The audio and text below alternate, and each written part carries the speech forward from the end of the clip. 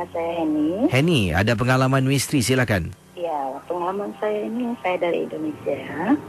Ya, silakan. Peristiwa ini yang terjadi yang sangat menyeramkan bagi hidup saya lah ya. Oke, silakan. Pengalaman mak kandung saya, dia berkelakuan aneh sekali gitu.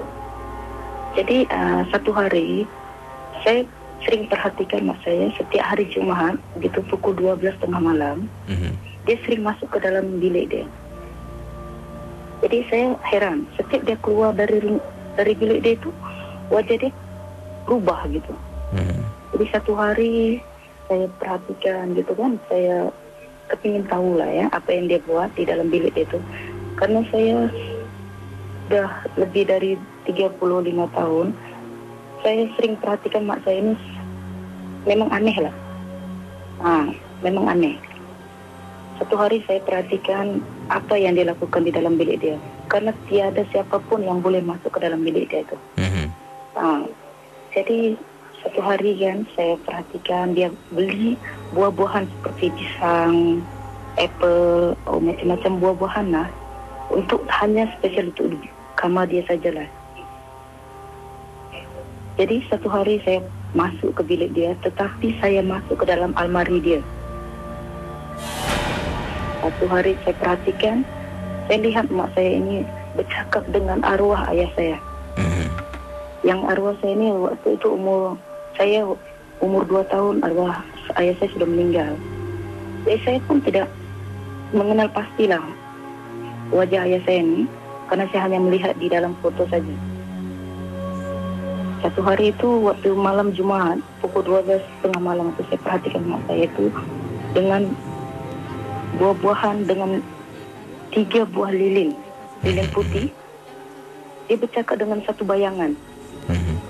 Tapi dia menangis. Dia menceritakan semua kelakuan anak-anak dia pada bayangan tu. Tapi begitu saya perhatikan, karena saya di dalam almari, saya tidak begitu jelas. Nak membuka lemari itu saya takut mak saya kelihatan saya lah gitu kan. Setelah itu saya perhatikan, dia cakap anak-anak kita sekarang sudah lain, tidak boleh dengar cakap, tidak boleh ditegur, dan selalu macam melawan gitu. Dia bercakap dengan bayangan tu. Saya pun takut tau, siapa ya bayangan tu kan. Jadi sudah sekitar 1 jam 2 jam gitu mak saya keluar dari bilik. Saya pun cepat-cepat buka pintu. Dulu rumah saya semua berdiri. Hampir Casey mau tahu apa yang terjadi. Begitu keesokan harinya saya bercakap dengan mak saya. Sebenarnya mak, saya udah lama pastikan mak.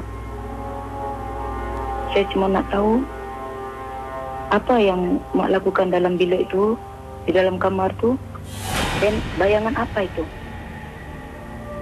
Mak saya marah. Dari mana kamu tahu? Dia cakap. Jadi saya cakap dengan mak saya minta maaf mak, karena satu hari itu semalam saya melihat mak bercakap dengan satu bayangan. Mak, kita ada agama, kenapa mak melakukan ini semua? Mak ajar kita supaya taat pada yang maha kuasa, tapi kenapa mak melakukan ini? Saya cakap dengan mak saya. Mak saya berubah muka pucat. Mak saya kata, mak bukan minta kelebihan apa-apa, hanya mak nak berbincang dengan arwah ayahmu. Dan saya cakap dengan mak saya, mak, itu salah mak. Mak telah mengganggu ketenteraman ayah. Mak saya marah. Sampai saya tak tahu, nak cuba menasihatkan mak saya supaya mak saya itu jangan melakukan benda-benda macam gini lagi. Tapi apa yang terjadi, Casey? Mak saya seperti bercakap dengan bayangan tu. Satu hari lagi saya melihat mak saya itu kan, dia bercakap. Saya masuk lagi almari itu dan saya melihat mak saya itu menyuruh arwah yang saya mengambil mak saya. Pada tanggal 23 bulan 6, Casey, apa yang terjadi? Setelah keluar dari bilik itu, mak saya panggil saya, cuma engkau saja yang tahu apa yang terjadi kepada mak, apa yang terjadi selama ini sama mak. Harap engkau tidak memberitahu siapa-siapa. Ini untuk kebaikan kamu. Dia cakap, kamu boleh masuk ke bilik dan berjumpa dengan ayah kamu. Casey punyalah takut saya. Mak saya menyuruh saya masuk ke dalam bilik dia. Karena setahu saya kakak, abang adik saya pun tidak dibenarkan masuk ke bilik itu, Casey. Satu malam, dia panggil saya dan duduk bersebelahan mak saya. Begitu terperanjatnya Casey, bayangan tu Casey, begitu hodohnya muka ayah saya. Dengan mata dia yang sudah macam tak boleh terkata lah Casey. Tapi dia kata itu ayah saya.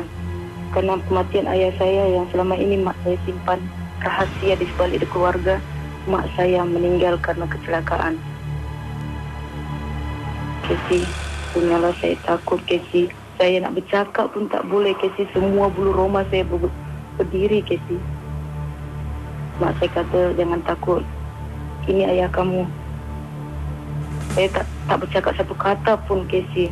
Sampai akhirnya mak saya mencium kening saya. Disitulah terakhir Casey, saya menghapuskan melihat kejadian itu. Di situ pada tanggal itu juga lah Casey, tahun 23 bulan 6 mak saya mengembuskan nafas terakhir Casey. Dan semua itu benda-benda yang ada di dalam bilik dia, baju lama ayah saya yang dia simpan lebih dari 35 tahun Casey, saya ambil, saya buang, saya bakar. Karena saya takut itu akan mengganggu ketenangan saya Casey. Itulah pengalaman hidup saya Casey, yang sangat, peristiwa yang sangat menyeramkan bagi saya, berjumpa langsung dengan arwah ayah saya yang selama 3 tahun meninggal dunia. Dan saya sekarang 35 tahun Casey. Terima kasih Casey. Terima kasih kembali.